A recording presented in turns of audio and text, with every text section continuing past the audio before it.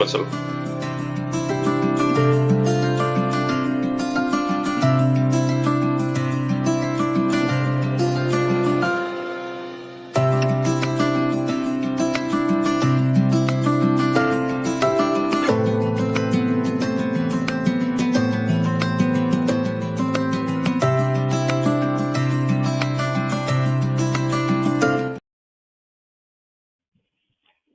Namaste. Welcome to another edition of Navimash podcast. Today, on the auspicious occasion of our 78th Independence Day, we are going to read the most revered book which started our independence struggle, uh, Anandamath. So we are today going to read the translation of in English of Anandamath by Rishi Aurobindo. So we also have with us uh, Rishi is Namaste, here. Dada. Yeah, Rishi is Hmm? here. So before we start our reading session, we would just like to play the most famous song, okay, the most revered song of our independence struggle in the early days of independence in 1800s, Vande Mataram. So the audience, all of you, just take a few minutes and the song will be played for everybody. So this is the song that we had prepared for this session. So we have Rishi with us. Rishi, could you upload the PDF before we start the reading? And for the audience who like to join us, okay, I am going to post the podcast link, live link on the members only post. So you can join us a little bit later when we finish our reading session. So Rishi, over to you.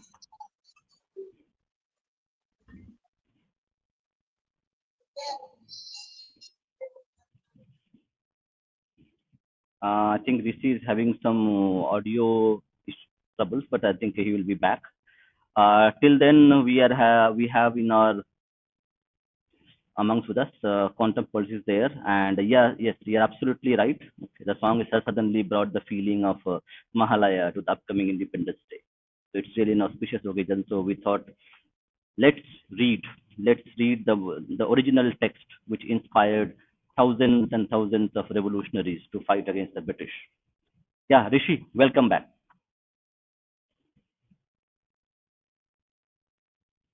Mm, Rishi, you need to unmute yourself if you can unmute, or else I will try to upload the book from my end.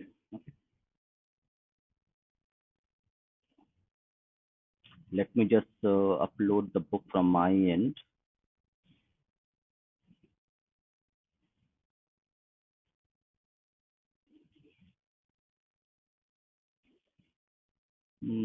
Let me see. I should have the book. No, not this one.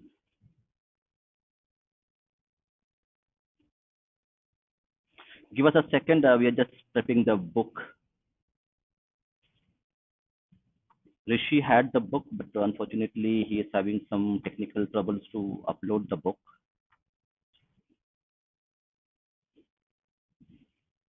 Yeah, I think I got the book. Hold on.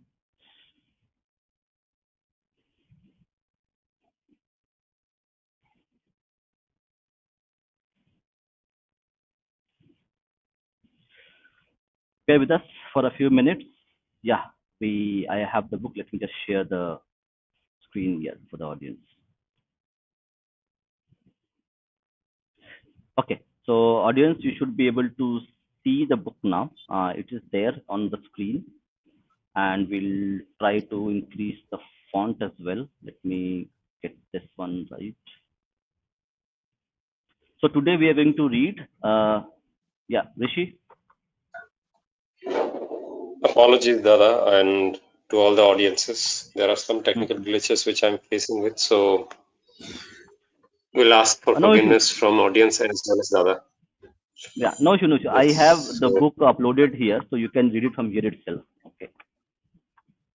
yes, So yeah, definitely. so before we read the book, just if you can give us the background of this translation. So for the audience, Anandamath was originally a Bengali novel, fictional novel, uh, based on the sannyasi withdrawal, the sannyasi struggle. Okay, so based on that, there is a fictional story, and in that novel itself, we had the in Bengali we call say Kaljoi, okay, the eternal the song Vande Mataram, which was the anthem of the revolutionaries across India.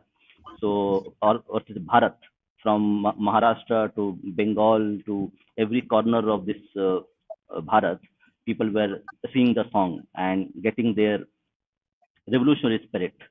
So, if you could give us a bit of background into this translation by Rishi Aurobindo. Yes. Namaste to all, to everyone.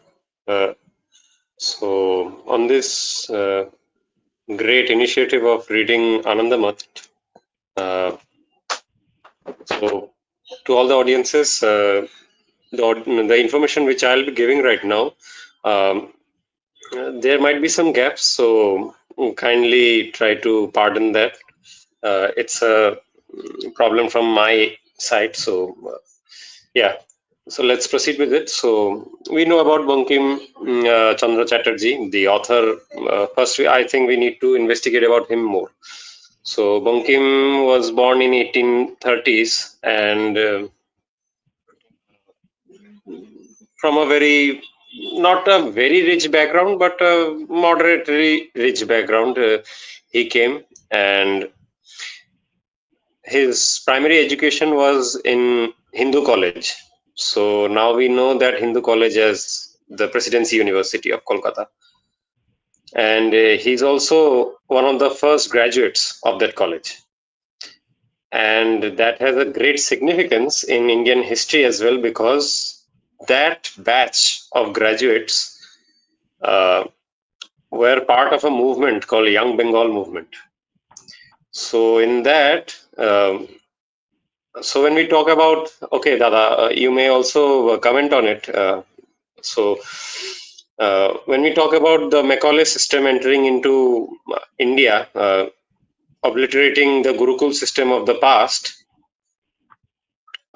with the incursion of that system, there was, what should I say, poisoning of Hindus, especially in as far as values, religious morals, ethics were concerned.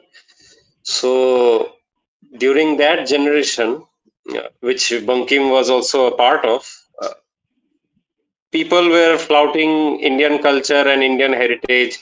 Also, to some extent, were very much cordial to the British norms and were very much subservient to British proclivities, and also they justified the colonialism as a great gift for India at that time.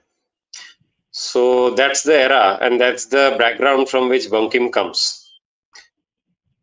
What was different about Bankim was Bankim was not situated only in Calcutta, so he had to travel a lot, given he was a magistrate as well.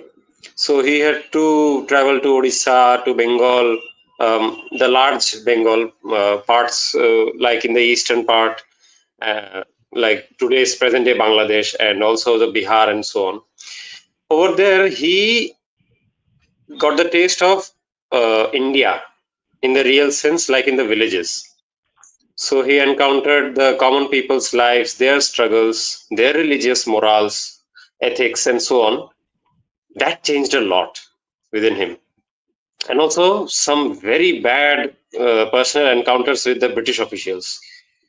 In one, he was also beaten up by some Britishers.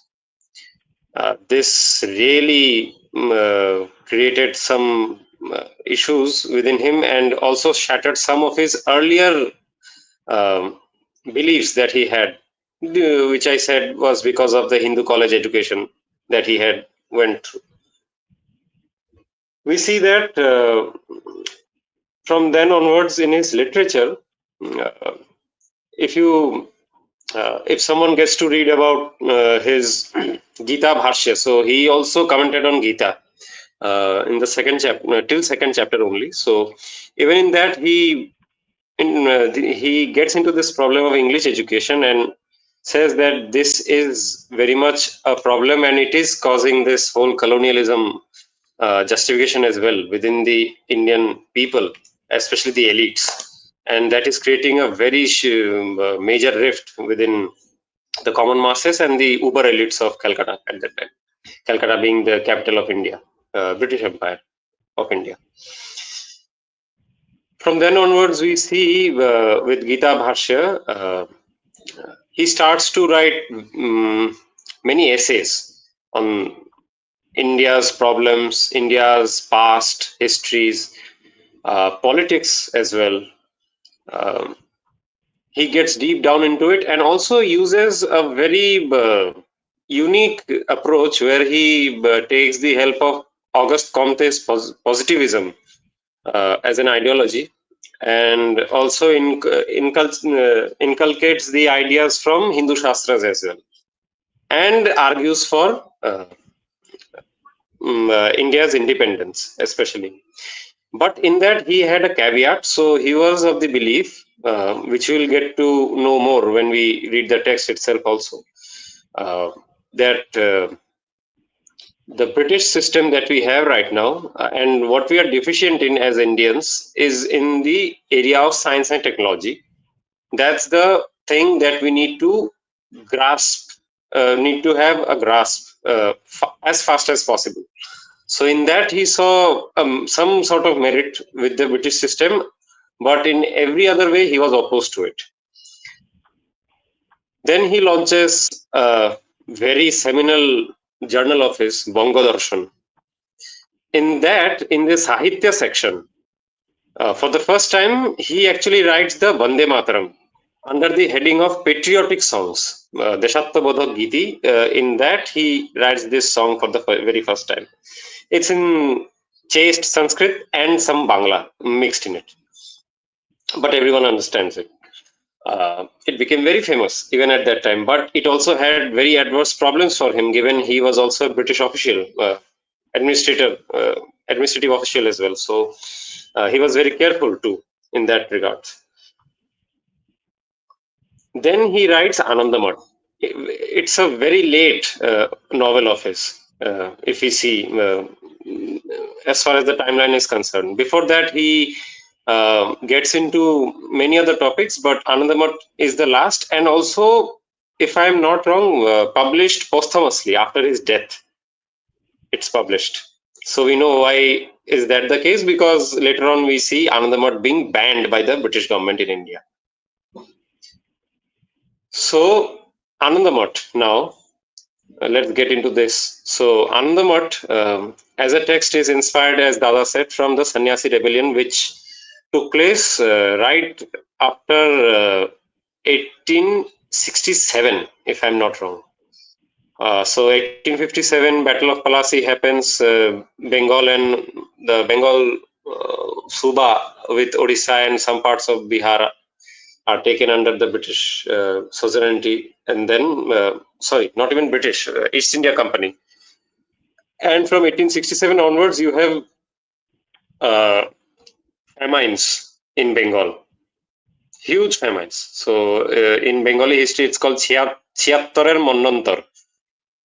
It's a very infamous period of Bengal history. Millions of people dying, abject poverty, and huge cases of harassments against women folks.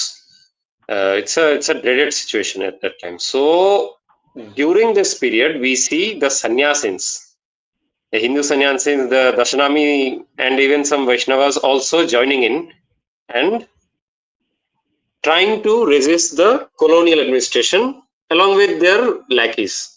We'll get into that. We will not reveal it right now. Who were the lackeys, quote unquote. So these things he got to know about from his education as well, but the main kernel of it that he could get information of was from the travels that he had in the rural Bengal. So he went to those parts where, which were actually the main key points where the sannyasi battles happened with the British administration and so on. From there, uh, he got all of this information and he wrote some of the other novels as well, which are connected to this Sannyasin rebellion. One of them being the famous Devi Chaudhurani, where the heroine of the novel and also her teacher are actual characters in the Sannyasi rebellion historically. The Devi Chaudhurani and her teacher Bhavani Pathak. So this being the second or let's say the final edition of that Sannyasi rebellion uh, epic of his, if we can consider that, Devi Chaudhurani and Anandamath. This being the last one. In this, there is the what should we say? So there is this justification given for why India should be independent. And why is that the case? We get to know of more of it in one of his philosophical essays called Dharma Tattva Anushilan. In that, he gets into the topic of what is the highest of dharmas, what is the highest expression of dharma. One of them being, he concludes, nationalism. Nationalism being the highest expressions of dharma. In a way, nationalism he also points out as one of the best expressions of brotherhood a human being can actually express in his life. Yeah, Rishi, Because just to nation yeah, is one of the concept. Hmm, yeah, Rishi, just to add yes. to your comment here. Okay, so as we can Hmm, see here, yeah, so we can see here in 1886 the first English edition was translated into Bengali, but after that in 1900s to 1920s you see multiple Indian languages it was translated into Hindi, Tamil, Telugu, Marathi and other Indian languages, spreading nationalist ideas. So as I was mentioned in the original intro, okay, that the song Vande Mataram, okay, and the novel uh, Anandamat. It was a kind of a binding factor which actually like coalesced into a nationalist movement, and that focal point of this nationalist movement, this rebellion against the British rule, a very pivotal role was played by this novel called Anandamat. So, like if people analyze the impact of Anandamat in the national, we call Navajagaran, okay, the national conscience, okay, of Bharatiya identity. Vande Mataram song and Anandamat novel is intrinsically has played a very pivotal role in galvanizing Bharatiyas across language traditions from Tamil speaking people, Marathi people, and other people to read that novel, sing the song, and create reinvigorate their identity of Bharatiya. Go ahead. yes, yes, absolutely. Uh, so what I was talking about was the thesis which Bonkim gave about the highest expression of brotherhood which a human being can express is through nationalism, because in a nation state he has to uh, come across with this idea that not just his kith and kin, but the whole nation and the people inside that nation, all of them, uh, we are all tied by the we are like what should I say? So we have the notion of brotherhood with that set of people which are residing in the nation. So the highest expression, according to Bonkim, was through nationalism alone that we could show this expression of brotherhood. He gets deep into it, but we shall discuss some other day. Or Bonkim, or sorry, Vimash Dada has a very great surprise for it as well. We'll Yeah, wait yeah. for it. So So on that issue, yeah, yeah, so for the audience, I'm just giving like a graphical intro into the novel's impact on Indian freedom struggle, how it motivated many people. It mass mobilized. It created a concept of Mother India. So this concept of Mother India, although it existed, but it solidified and reinvigorated into Mother India concept, and that was done via the novel itself. Yes. Bonkim actually discusses this that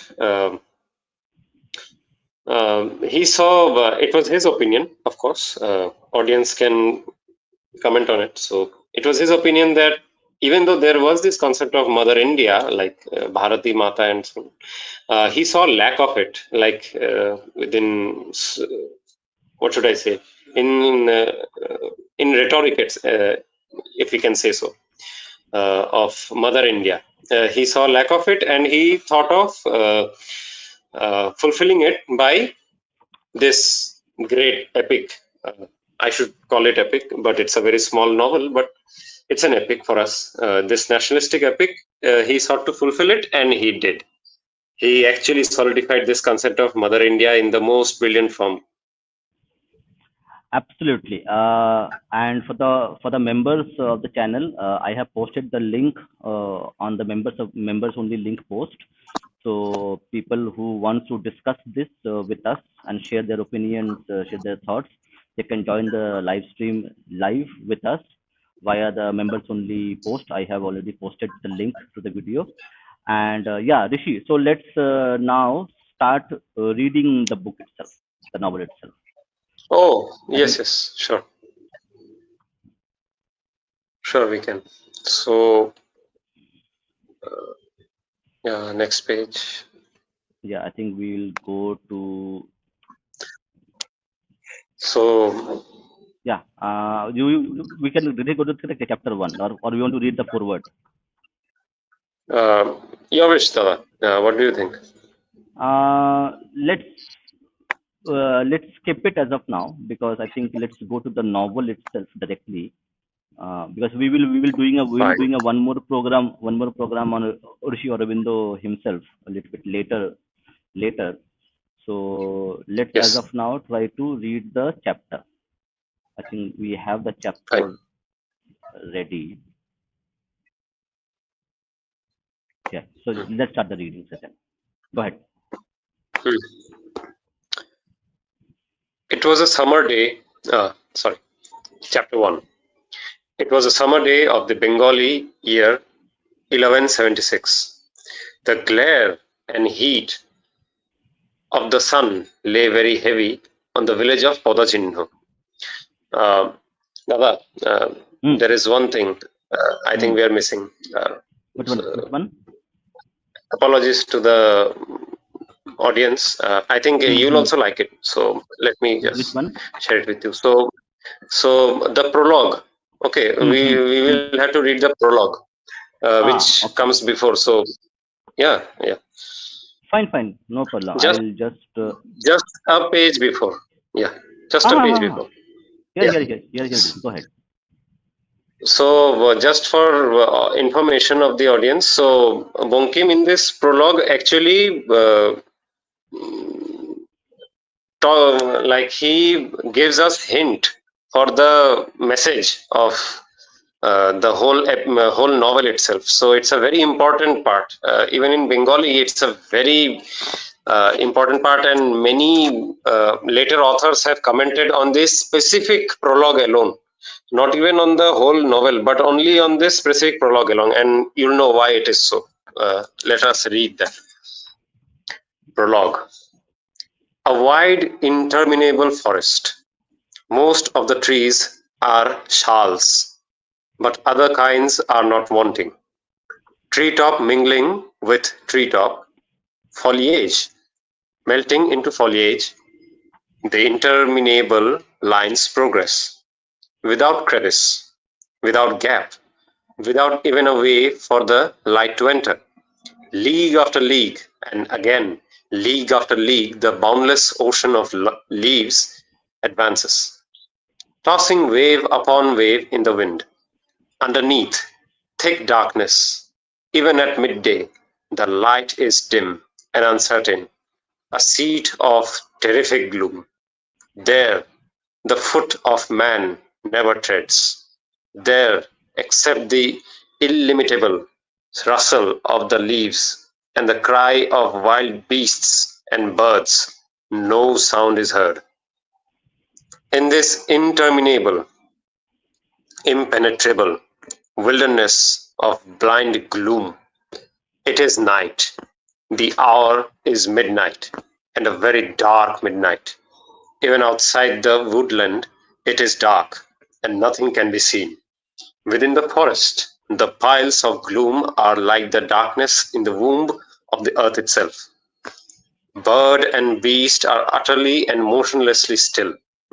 What hundreds of thousands, what millions of birds, beasts, insects, flying things have their dwelling within that forest, but not one is giving forth a sound.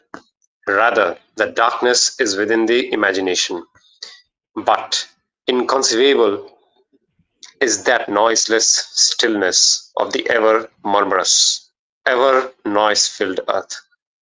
In that limitless empty forest, in the solid darkness of that midnight, in that unimaginable silence, there was a sound.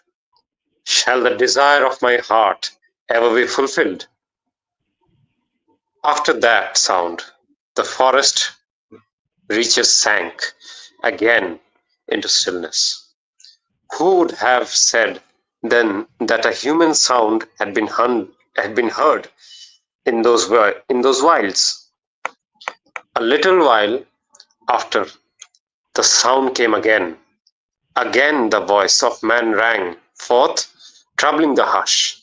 Shall the desire of my heart ever be fulfilled? 3 times the white sea of darkness was thus shaken. Then the answer came. What is the stake put down? The first voice replied, I have staked my life and all its riches. The echo answered, Life? It is a small thing which all can sacrifice. What else is there? What more can I give? This was the answer, the soul's worship.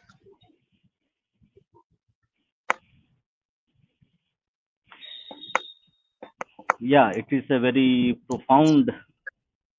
It gives something a feeling. Yeah, Rishi, you want to add anything to this specific prologue and the writings on this Yeah, before we move to chapter one? yeah. So, yes. So, in this prologue, if the audience noticed that there is this picture which is created of a dark, gloomy forest, and only animals are being heard. No other sounds are being heard in there, and it's a Amavasya, I think, in the original Bengali. So actually, this is interpreted by later authors as well. Some of the great authors notice this as a reflection of colonialism upon India. So we are being totally oppressed and we have no other way. So there are no sounds except the sounds of other animals, so howls and cries. Basically, the suffering of human Indians are the, what should I say, analogy for it. And the nationalist over there, so the one who wants freedom, he shouts out over there in that prologue that um, how shall my desires be fulfilled? So how shall I get the freedom? How shall I free India? So this is being conveyed here with that whole quote. So uh, the other voice which comes out is the voice of wisdom, or in the original Bengali, it's alluded to Ishvara, Bhagavan. So Bhagavan answers that you'll have to sacrifice something. So it's a message for the nationalists that you cannot get freedom just because you desire it. You'll have to put on stake something of yours. So when he says that I have given up all my life and my riches. So he says that life is a very small thing which you can sacrifice. What more can you? So this is the question which is asked by the nationalist, right? So what more can I do? So the answer which is given is the soul's worship. Uh, Now, what is this soul's worship? It's bhakti. So, what is this bhakti and how it is to be done? We'll get to know that in Anandamath. That's the whole message. Yeah. Thank you, Rishi. I think this was something very important. Actually, we missed it because it was in English. But thank you very much. So let's carry on and start our reading session. So we're going to try to read the book session by session as much as possible till 15th of August. Go ahead. Yes. Yes. Chapter 1. It was a summer day of the Bengali year 1176. The glare and heat of the sun lay very heavy on the village of Podochinho. The village was crowded with houses, yet there was not a man to be seen. Line upon line of shops in the bazaar, row upon row of booths in the mart, hundreds of earthen houses interspersed with stone mansions, high and low, in every quarter. But today all was silent. In the bazaar the shops are closed. The and where the shopkeeper has fled, no man can tell. It is market day today, but in the mart there is no buying and selling. It is the beggar's day, but the beggars are not out. The weaver has shut up his loom and lies weeping in his house. The trader has forgotten his traffic and weeps with his infant in his lap. Sorry. The givers have left giving, and the teachers close their schools. The very infant, it would seem, has no longer heart to cry aloud. No wayfarer, no wayfarers are to be seen in the highways, no bathers in the lake, no human forms at door and threshold, no birds in the trees, no cattle in the pastures, only in the burning ground dog and the jackal crowd. In that crowded desolation of houses, one huge building whose great fluted pillars could be seen from afar rose glorious as the peak of a hill. And yet, where was the glory? The doors were shut, the house empty of the concourse of men, hushed and voiceless, difficult even to the entry of the wind. In a room within this dwelling, where even noon was a darkness, in that darkness, like a pair of lilies flowering in the midnight, a wedded couple sat in thought. Straight in front of them stood famine. The harvest of the year, 1174. Rishi, Yes, Nada. just for the audience, because it's a very like an old novel written 2 centuries ago almost. Okay, more than actually 2 centuries. So, like, is it describing a kind of correct? You mentioned famine. So, is it that the Yes, famine affected village? It is being described.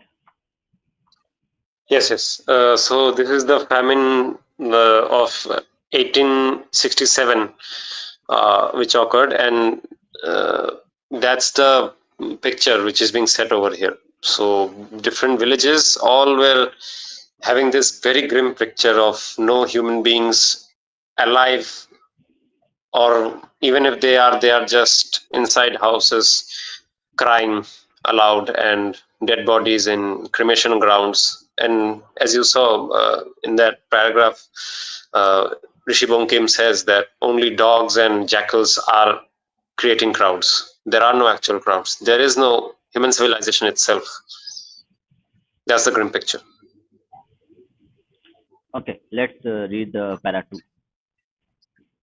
Yes. The harvest of the year 1174 had been poor. Consequently, in the year 1175, rice was a little dear. The people suffered, but the government extracted its revenues to the last fraction of a farthing. As a result of this careful reckoning, the poor began to eat only once a day, and the rains in 1175 were copious, and people thought heaven had taken pity on the land. Joyously once more the herdsman sang his ditty in the fields. The tiller's wife again began to tease her husband for a silver bracelet. Suddenly, in the month of Ashin, heaven turned away its face. In Ashin and Kartik, not a drop of rain fell. The grain in the fields withered and turned to straw as it stood. Wherever an ear or two flourished, the officials bought it for the troops. The people no longer had anything to eat. First, they stinted themselves for one meal in the day. Then, even from their single meal, they rose with half-filled stomachs. Next, the two meal times became two fasts. The little harvest reaped in Chaitra was not enough to fill the hungry mouths. But Muhammad Raza Khan, who was in charge of the revenues, thought fit to show himself off as a loyal servant and immediately enhanced the taxes by 10%. Throughout Bengal arose a clamor of great weeping.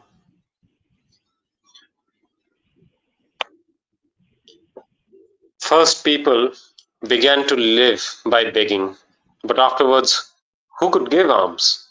They began to fast. Next, they fell into the clutch of disease. The cow was sold, plough and yoke were sold, the seed rice was eaten, hearth and home were sold, land and goods were sold. Next, they began to sell their girls. After that, they began to sell their boys. After that, they began to sell their wives. Next, girl, boy, or wife. Who would buy? Purchasers there were none, only sellers. For want of food, men began to eat the leaves of trees. They began to eat grass. They began to eat weeds. The lower castes and the forest men began devouring dogs, mice, and cats. Many fled, but those who fled only reached some foreign land to die of starvation. Those who remained ate uneatables or subsisted without food till disease took hold of them and they died. Disease had its day: fever, cholera, consumption, smallpox. The virulence of smallpox was especially great. In every house, men began to perish of the disease. There was none to give water to his fellow, none who would touch him, none to treat the sick. Men would not turn to care for each other's sufferings, nor was there any to take up the corpse from where it lay. Beautiful bodies lay rotting in wealthy mansions, for where once the smallpox made its entry, the dwellers fled from the house and abandoned the sick man in their fear. Mahendra Singh was a man of great wealth in the village of Padachinho, but today rich and poor were on one level. In this time of crowding, afflictions, his relatives, friends, servants, maidservants had all been seized by disease and gone from him. Some had died, some had fled. In that once peopled household, there was only himself, his wife, and one infant girl. This was the couple of whom I spoke. The wife Kollani gave up thinking and went to the cowshed to milk the cow. Then she warmed the milk, fed her child, and went again to give the cow its grass and water. When she returned, from her task. Mohendro said, "How long can we go on in this way?" "Not long," answered Kalyani. "As long as we can, so long as possible, I will keep things going. Afterwards, you and the girl can go to the town." Mohendro, "If we have to go to the town at the end, why should I inflict all this trouble on you at all? Come, let us go at once."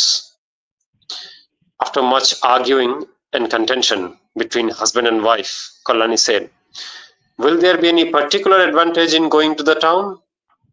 Mohendra, "Very possibly that place too is an empty of men and empty of means of subsistence as we are here."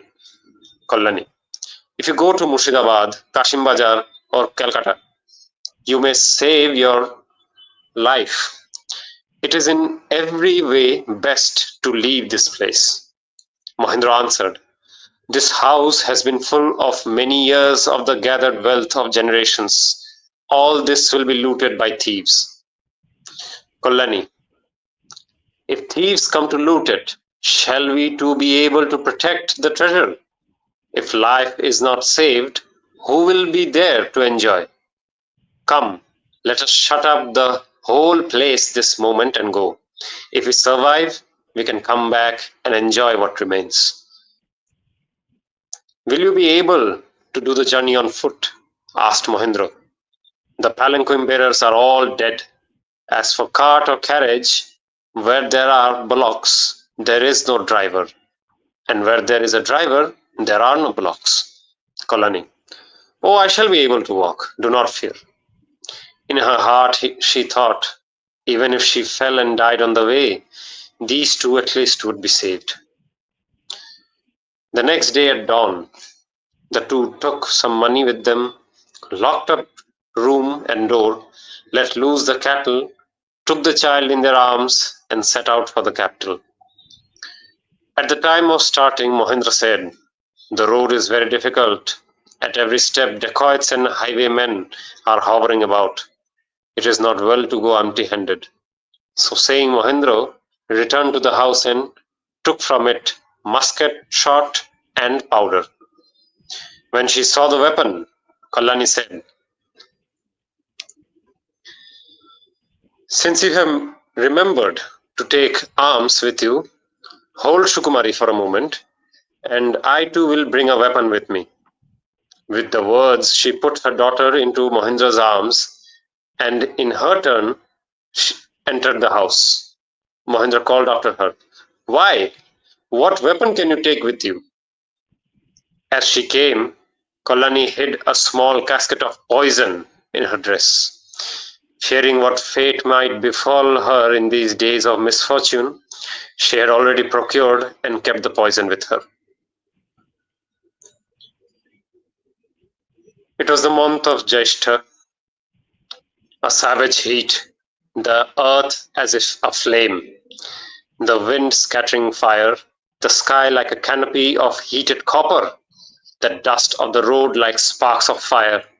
Kalyani began to perspire profusely, now resting under the shade of a babla tree, now sitting in the shelter of a date palm, drinking the muddy water of dried ponds. With great difficulty she journeyed forward. The girl was in Mohendra's arms, and sometimes he fanned her with his robe. Once the two refreshed themselves, seated under the boughs of a creeper-covered tree flowering with odorous blooms and dark-hued with dense shade-giving foliage, Mohendra wondered to see Kalyani's endurance under fatigue. He drenched his robe with water from a neighboring pool and sprinkled it on his and Kalyani's face, forehead, hands, and feet. Kalyani was a little cooled and refreshed, but both of them were distressed with great hunger. That could be borne, but the hunger and thirst of the child could not be endured. So they resumed their march. Swimming through those waves of fire, they arrived before evening at an inn. Mahendra had cherished a great hope that on reaching the inn, he would be able to give cool water to his wife and child to drink and food to save their lives. But he met with a great disappointment. There was not a man in the inn. Big rooms were lying empty. The men had all fled. Mohinder, after looking about the place, made his wife and daughter lie down in one of the rooms. He began to call from outside in a loud voice, but got no answer. Then Mohinder said to Kalyani, "Will you have a little courage and stay here alone? If there is a cow to be found in this region, may Sri Krishna have pity on us, and I shall bring you some milk." He took an earthen water jar in his hand and went out. A number of such jars were lying about the place. Here ends chapter 1. Dada, any comments of yours? Yes, so correct. So this novel starts in a very somber moment where today, in the 78th years of our independence, where we have so much food that we have become obese, and food has become a kind of poison for people, and we have forgotten that our ancestors, how they lived and how they survived. So, so people who think that times are not going to change forever and it will go on as it is, it doesn't change. It does change.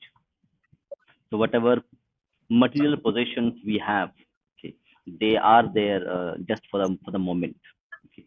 The real possessions of our lives is our relationships, our behavior towards each other, our love towards each other, and that is something that we have been losing in our modern times, where material wealth is considered as the only wealth you can have. It's amazing, right? So, Bunkim is depicting the whole scenario where Mohindra has so much of wealth, but he cannot do anything.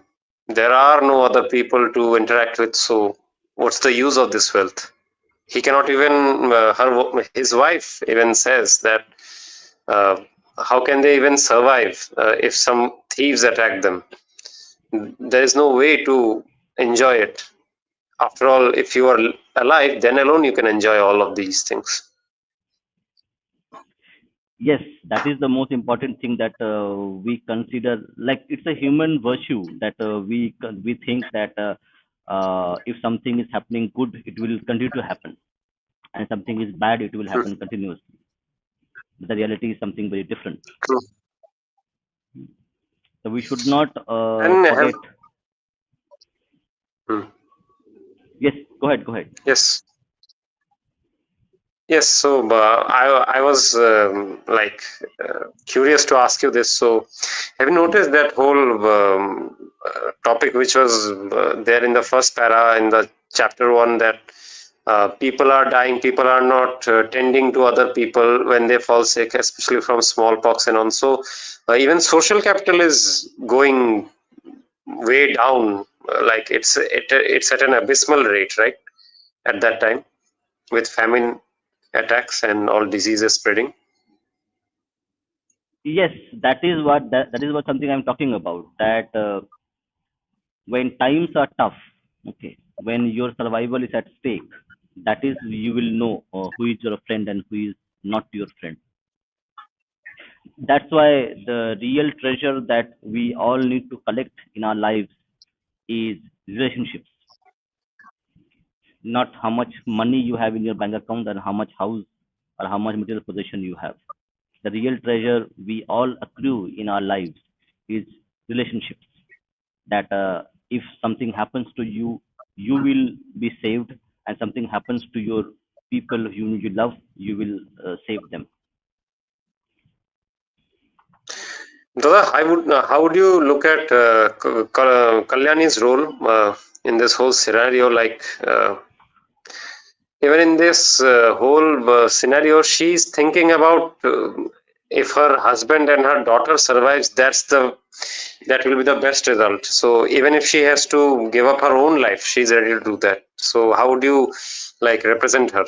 uh, Yes. So let's not draw the binaries. Okay, but in this, as we have seen multiple times, the way we see the way both men and women actually behave with each other, okay. And that is an outcome of concentrated a lot of propaganda, a lot of bad things, bad policies are happened. So let's not do the binaries. Let's look at from a perspective of both men and women. Correct. The wife is thinking about to saving the child and husband, and the husband is concerned that how much pain you will feel because you have to walk because there is no palanquin to actually carry her. yes, So it is true, it both ways, correct? So the wife is totally, thinking thinking the welfare of the child, and the husband is thinking how much pain and suffering my wife will have if when she have to walk in this uh, severe heat. So it is something which is totally, people need to understand that the relationships defines us actually in many ways. The kind of relationship that we build, okay, build with our friends, with our family, with our relatives, the kind of behavior we present to the other person, whoever can be, that actually defines us in so many ways. totally. Like you see that Mohendra, first of all, tells his wife that you and the daughter should stay at house. He will alone go Hmm. to the city and fetch some livelihood perspectives for her well-being. And even in the journey, we see that he is going to the pond and wetting the robes and uh, showering the water from those robes on his wife and child's forehead and feet and hands, so that they do not have heat attacks because of this extreme heat of Jeshta Mas. Right? You see that. Absolutely. So that's what, correct, that's what. So the real character, whether you are a man, women, child, it actually reflects when you hit difficult times. As we know, there is a proverb that if you want your real taste of character comes only when bad times hit. You know who is your friend. Not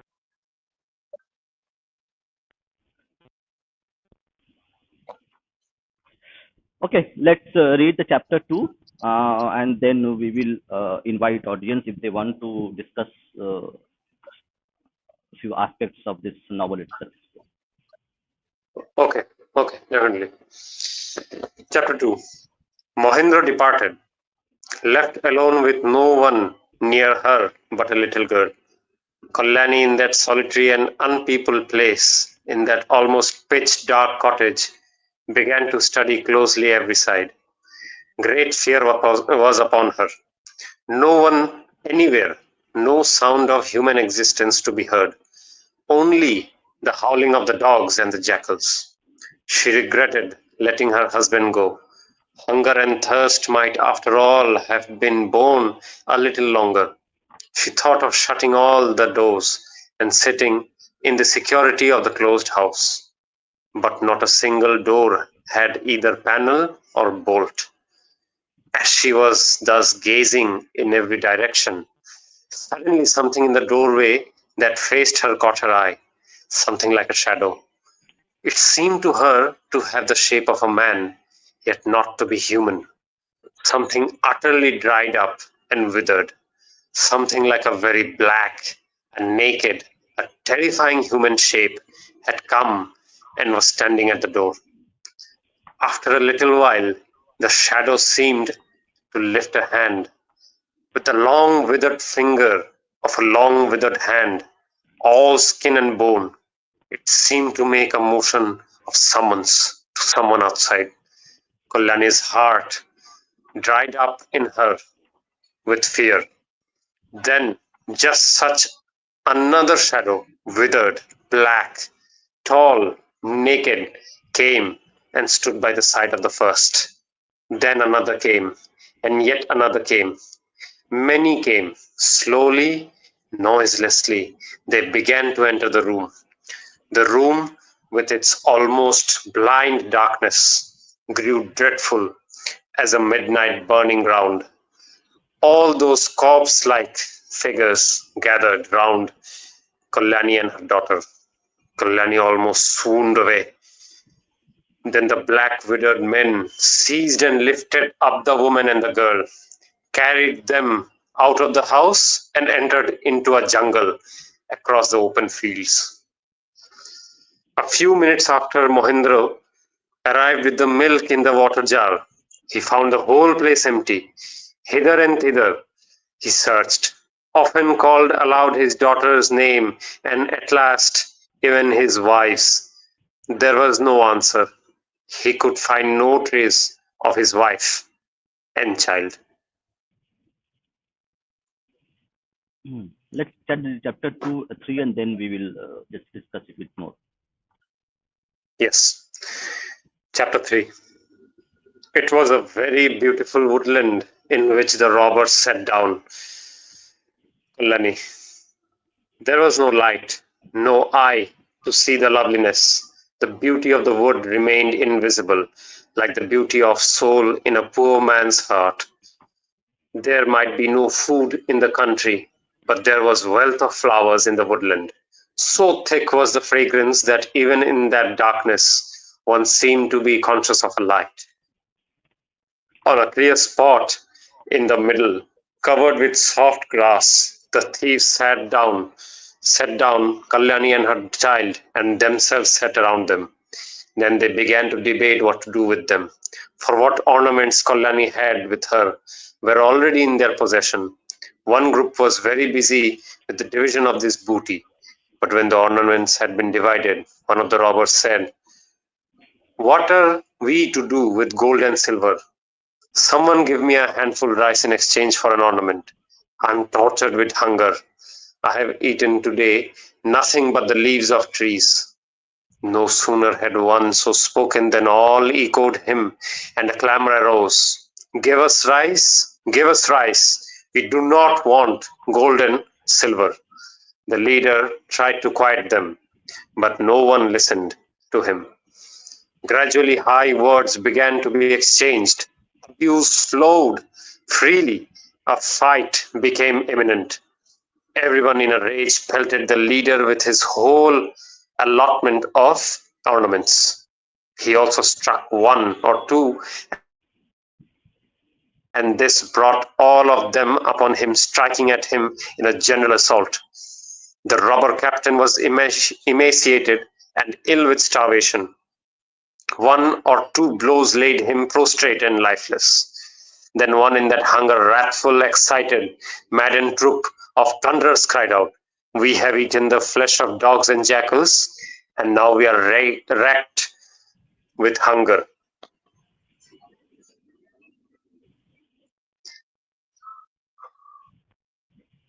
Yeah, Yeah, just a minute.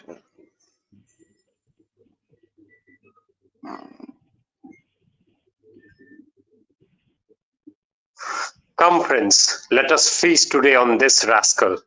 Then all began to shout around aloud, "Glory to Kali! Bum Kali! Today we will eat human flesh." And with this cry, those black, emaciated, corpse-like figures began to shout with laughter and dance and clap their hands in the congenial darkness. One of them set about lighting a fire to roast the body of the leader. He gathered dried creepers, wood, and grass, struck flint and iron, and set light to the collected fuel. As the fire burnt up a little, the dark green foliage of the trees that were neighbor to the spot, mango, lemon, jackfruit, and palm, tamarind, and date, were lit up faintly with the flames. Dada, Hmm. just for a minute, can I attend some? Please, please. Yeah, yeah, yeah. No. Yes. So as we can see, as we can read, that when times comes, the all the material wealth that we have gathered has no meaning in our lives. When we don't have enough food to consume, it reminds me of the dystopian movies that we see, or the westerns that we see, that people are fighting with each other, killing each other for small small things. So whatever is value to us today, it may not hold value at all when times are tough. So audience, do let us know what are your thoughts in the comments. We'll try to Yes, discuss them. yes, Dada. Yes, so well, we were like I was talking about that whatever we think is wealth we have, okay, material wealth. When times comes, when times are tough, those material wealth have no value to us. So it reminds us of the dystopian novels that are being written, okay, or the Western movies, and it looks like a reminiscent of those Western dystopian movies and novels that we have seen. And the saddest part, I think, in this is that our ancestors actually experienced these things repeatedly, unlike the West, which has to imagine it. Hmm. Ours is a history, Yes, a lived history, not a history, a lived history. a lived history. Yes, not some borrowed invention of mind. Here, yes, Dada, next. Yeah, but Here, the leaves seemed ablaze. There, the grass brightened in the light. In some places, the darkness only became more crass and deep. When the fire was ready, one began to drag the corpse by the leg and was about to throw it on the fire, but another intervened and said, "Drop it! Stop, stop! If it is on the ground, if it is on the grand meat that we must keep ourselves alive today, then why the tough and juiceless flesh of this old fellow? We shall eat what we have looted and brought with us today. Come along, there is that tender girl, let us roast and eat her."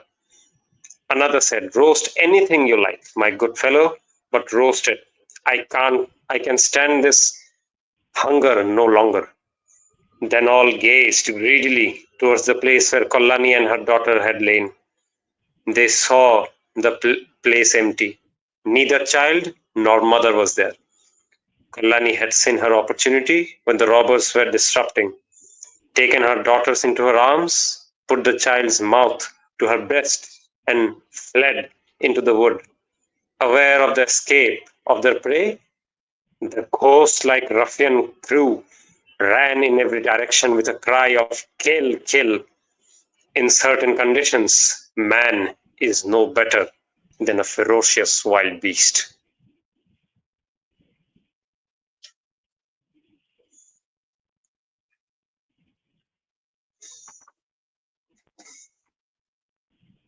yes, so it it shakes our conscience when we reading this. And think about it, Yes. when this novel was written, and people have actually experienced this. And which is why I think it affected so many people in the most brutal way as possible. Like they had heard from their parents or they have experienced that itself, all of those things. So I'm just shocked to see how it's easy to get into cannibalism at that moment. This utter hunger, which cannot be sustained any longer. Yes. Chapter 4. Yes. The darkness of the wood was very deep, and Kollani could not find her way. In the thickly woven entanglement of trees, creepers and thorns, there was no path, at the best of times, and on that there came this impenetrable darkness, separating the branches and creepers. Pushing through thorn and briar, Kalyani began to make her way into the thickness of the wood. The thorns pierced the child's skin, and she cried from time to time, and at that the shouts of the pursuing robbers rose higher. In this way, with torn and bleeding body, Kalyani made far progress into the woodland. After a little while, the moon rose.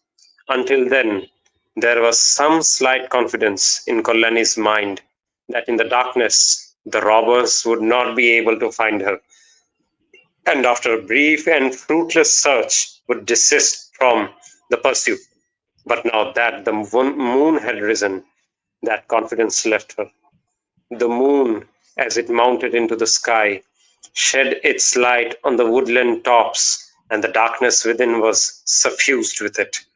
The darkness brightened, and here and there, through gaps, the outer luminousness found its way inside and peeped into the thickets. The higher the moon mounted, the more the light penetrated into the reaches of foliage, the deeper all the shadows took refuge in the thicker parts of the forest. Kalyani, too, with her child, hid herself farther and farther where the shadows retreated. And now the robbers shouted higher and began to come running from all sides. And the child, in her terror, wept louder. Kalyani then gave up the struggle and made no further attempt to escape. She sat down with the girl on her lap on a grassy, thornless spot at the foot of a great tree and called repeatedly, "Where art thou, thou whom I worship daily, to whom daily I bow down, in reliance on whom I had the strength to penetrate into this forest? Where art thou, O Madhusudan?" At this time, what with fear, the deep emotion of spiritual love and worship, and the lassitude of hunger and thirst, Kalyani gradually lost sense of her outward surroundings and became full of an inward consciousness in which she was aware of a heavenly voice stinging, sorry, of a heavenly voice singing in midair. O Hari, O Murari, O Ho of Kaitava and Madhu, O Gopal, O Govinda, O Mukunda, O Shauri, O Hari, O Murari, O Fo of Kaitav and Madhu. So, for the audience, just an interruption. This is the translation for the Sanskrit mantra which the sannyasins, even at the time of battlefield, used to chant in sannyasi rebellion. So it goes like this: Hare Murare Madhukaita Bhare Gopala Govinda Mukunda Shaure Hare Murare Madhukaita Bhare. That's the Sanskrit shlok. Kalyani had heard from her childhood in the recitation of the Puranas that the sages of paradise roam the world on the paths of the sky, crying aloud to the music of the harp the name of Hari. That imagination took shape in her mind, and she began to see with the inner vision a mighty ascetic, harp in hand, white bodied, white haired, white bearded, white robed, tall of stature, singing in the path of the azure heavens. Hare Murare Madhugaita Bhare. Gradually, the song grew nearer, louder she heard the words. Hare Murare Madhukaita Bhare. Then still nearer, still clearer. Hare Murare Madhukaita Bhare. At last, over Kalyani's head, the chant rang, echoing in the woodland. Hare Murare Madhukaita Bhare. Then Kalyani opened her eyes. In the half lustrous moonbeams, suffused and shadowed with the darkness of the forest, she saw in front of her that white bodied, white haired, white bearded, white robed image of a sage. Dreamily, all her consciousness centered on the vision. Kalyani thought to bow down to it, but she could not perform the salutation. Even as she bent her head, all consciousness left her, and she lay, fallen, supine, on the ground.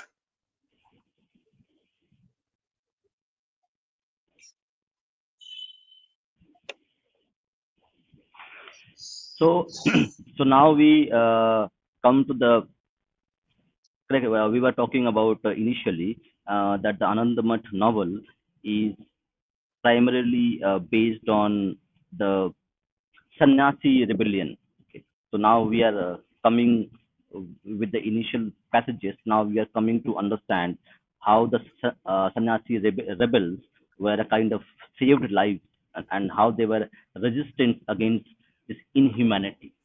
When famine strikes, when there is no food, the cultured human being becomes a ferocious animal that it was in its ancient days, in early days, where humans were hunter gatherers. So when time comes, when there's no food, the inner animal comes out, and we were we were observing how a cultured human beings can become ferocious animals. And within that purview, we see how do I say, a light, okay, a ray of light, a ray of hope, and the ray of hope was the Sannyasi rebellions, and how they gave shelter, how they saved people, how they saved Kalyani and her daughter. So we will read the last part chapter, and then we will close the session today, and we will continue from the next chapter. So go ahead. So, chapter 5, then. Yes. Yes. In a huge tract of ground in the forest, there was a great monastery engirt with ruined masses of stone. Archaeologists would tell us that this was a formerly monastic retreat of the Buddhists and afterwards became a Hindu monastery. For the audience, Bonkim, or let's call him what Rishi Aurobindo used to call him as Rishi Bonkim, he has this tendency to take jibes at many characters of his contemporary time. So over here, he's taking a jibe at archaeologists. Actually, this was a thing which he used to mock about. Like even in his Gita Bhashya, he says us that every time there is something great about Hindus, something majestic about Hindus, there is this propensity of the British intellectuals or intellectualists or archaeologists to give its credit to someone else. So anything good within our texts, oh, it came from the Buddhists. Anything good, anything great, monastery sites or great buildings, oh, this was something Buddhist, and later it became Hindu. So this is the jibe he's making over here as well. It's for the audience, a tidbit. His rows of edifices were two-storied. In between were temples, and in front a meeting hall. Almost all these buildings were surrounded with a wall, and so densely hidden with the trees of the forest that even at daytime and at a short distance from the place, none could divine the presence of a human habitation here. The buildings were broken in many places, but by daylight one could see that the whole place had been recently repaired. A glance showed that man had made his dwelling in this profound and inaccessible wilderness.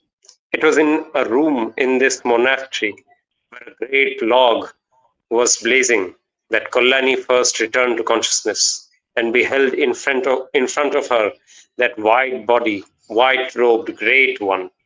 Kollani began once more to gaze on him with eyes large and with wonder.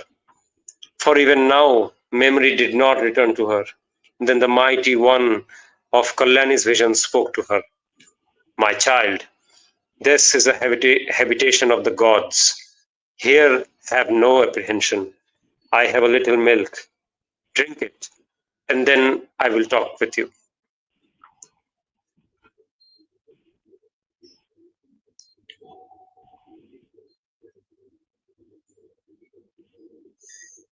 At first, Kalyani could understand nothing.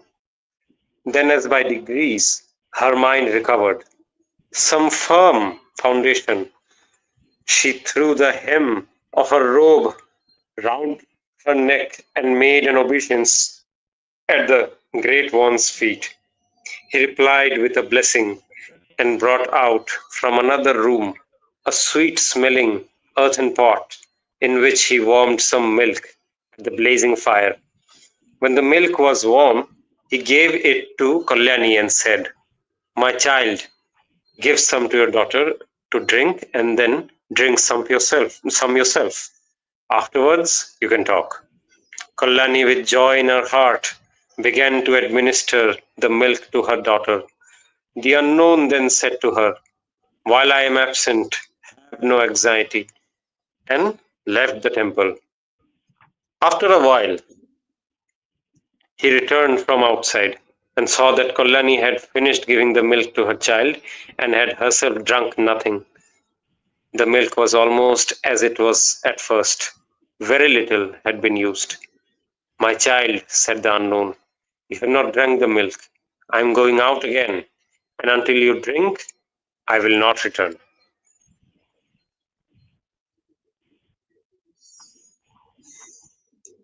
The sage like personage was again leaving the room when Kolani once more made him an obeisance and stood before him with folded hands. "What is it you wish to say?" asked the recluse. Then Kolani replied, "Do not command me to drink the milk. There is an obstacle. I will not drink it." The recluse answered in a voice full of compassion, "Tell me, what is the obstacle? I am a forest dwelling ascetic. You are my daughter. What can you have to say which you will not tell me? When I carried you unconscious from the forest, you then seemed to me as if you had been sadly distressed with thirst and hunger. If you do not eat and drink, how can you live?" Kolani answered, the tears dropping from her eyes, "You are a god, and I will tell you. My husband remains still fasting, and until I meet him again or hear of his tasting food, how can I eat?" The ascetic asked, "Where is your husband?" "I do not know," said Kalani. "The robber stole me away after he had gone out in search of milk." Then the ascetic, by question after question, elicited all the information about Kalyani and her husband. Kalyani did not indeed utter her husband's name. She could not. But the other information the ascetic received about him was sufficient for him to understand. He asked her, "Then you are Mohendra Singho's wife?"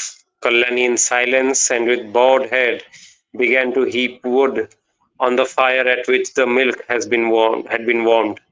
Then the ascetic said, "Do what I tell you. Drink the milk. I am bringing you news of your husband. Unless you drink the milk, I will not go." Kalyani asked, "Is there a little water anywhere here?" The ascetic pointed to a jar of water. Kalyani made a cup of her hands.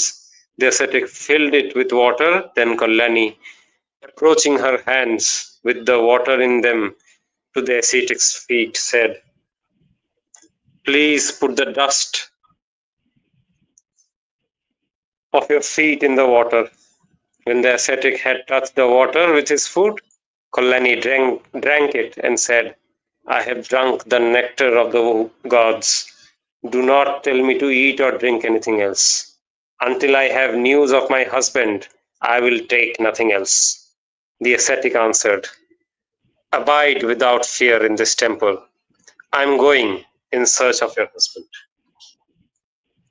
Any comments, Dada? Okay. Yes, comments. I don't think there's a lot of comments today, but sense of contemplation, okay, a sense of our history. Okay. A sense of our ancestors' lives, how they were.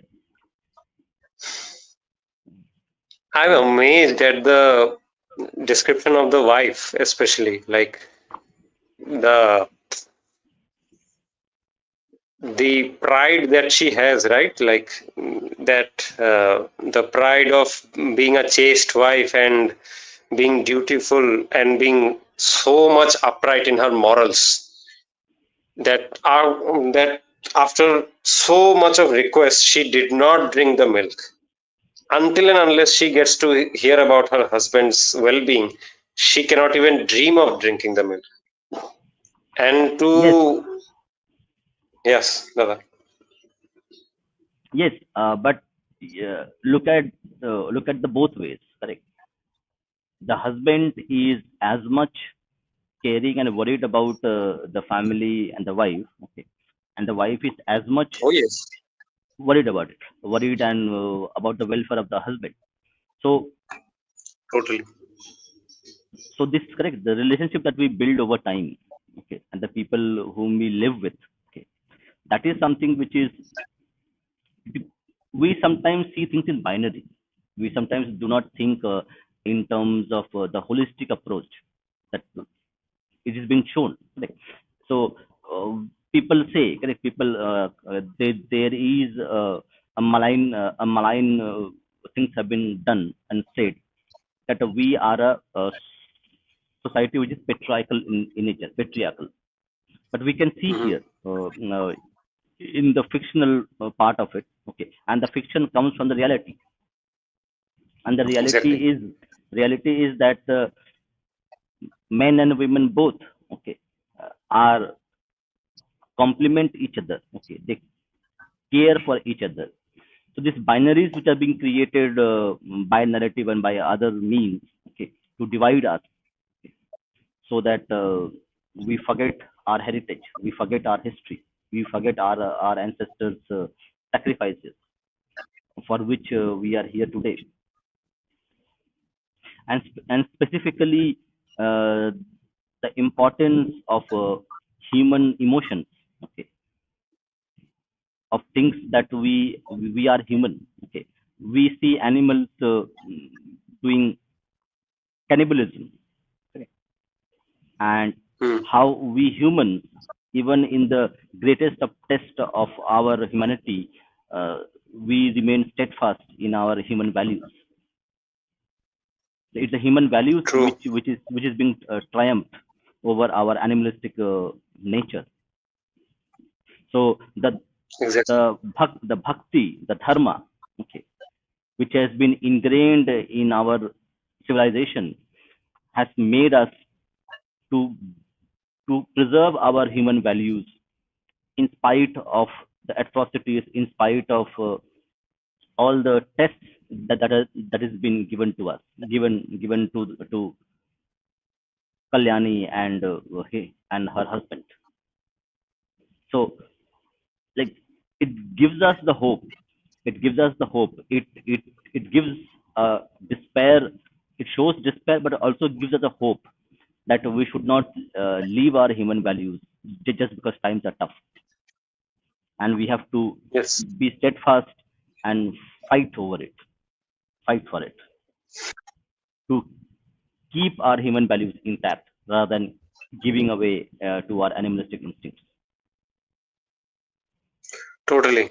And I think there is also this issue because of the fact that we have this whole uh, indoctrination, I would say, that of individualism. So the individual's wants and needs have is the surmount, and every damn thing has to come under that very aspect itself. So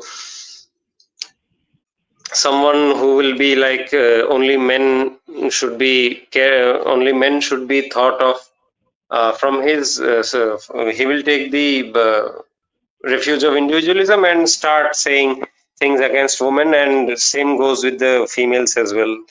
And in that, this whole concept of interdependability, like nobody is uniquely possessed of everything. You are very much insufficient in many ways, and to that you need to compensate it by being dependent on someone else as well.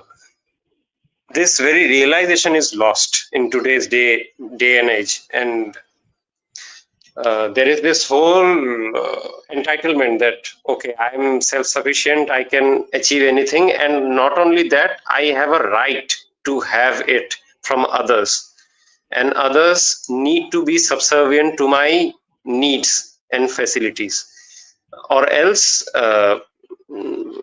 well, they can have them they can go and die or something. This might be the comment from such individualists, and in these novels we see the exact opposite of it. Like, this interdependability is so much cared about. The wife knows what the husband has, and the husband knows what the wife has, and they acknowledge this, and therefore they remain steadfast even at the times of distress. Like today, just based on some choices, or just based on some dislikes, there will be huge fight and so much of issues.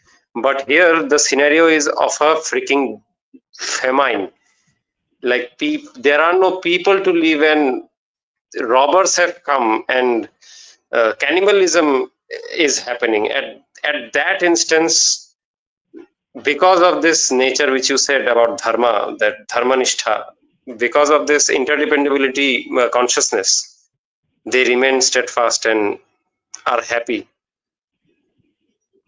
Yes, to complement, correct. People say, what is the value of bhakti? So when we say bhakti is power, this is power of bhakti. That Truly the devotion, the power of devotion. Okay. That when you have devotion at your heart, okay, even the worst time like a famine where people have become cannibals, you can still retain your human value. That only bhakti can provide you. No amount of true. scientific facts, knowledge, information, or material wealth can match the the power of a devotion at heart. Everything will fail if you don't have devotion. True. She had devotion to the Ishvara, right? Like, amidst that whole, like, I was reminded while reading that whole fourth chapter that it's very much the scene of Draupadi, like in the Sabha Parva, like everything Hmm. is lost for her. So she is like completely in bhakti, that now everything is on your hands, oh Lord Madhusudan, and things happen. And last That's part the whole before we point. close, and the last part before we close, uh, people who are familiar with our Puranas, correct, Puranas and other events which are defined in the Puranas, correct. So we know that the Holy Trinity, Vishnu, Brahma, and Shiva. Correct? So Vishnu is the preserver of this world. So we see that when you need a protector, when you need the preserver of this world, okay, of this Brahmand, people call for Vishnu. So Vishnu has Mhm. 1001 names. So one of them is Madhusudan, one of them is Murari. So Totally. this ingrained knowledge of our scriptures, our dharmic scriptures, is reflected without even mentioning Puranas, that it comes from Puranas. People who know our holy scriptures, they know that why in times of famine, in times of difficulty, they would call upon Lord Vishnu, not Shiva or Brahma.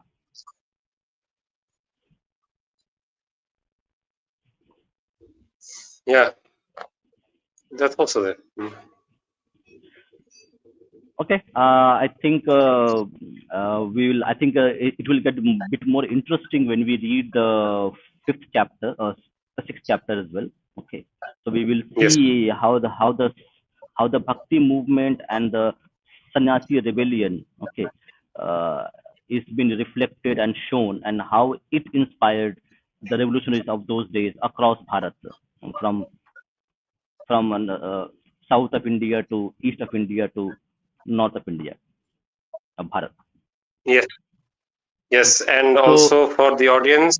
hmm, Oh, sorry, Dasa, yes. now go ahead. Yeah, so for the audience, just a small teaser.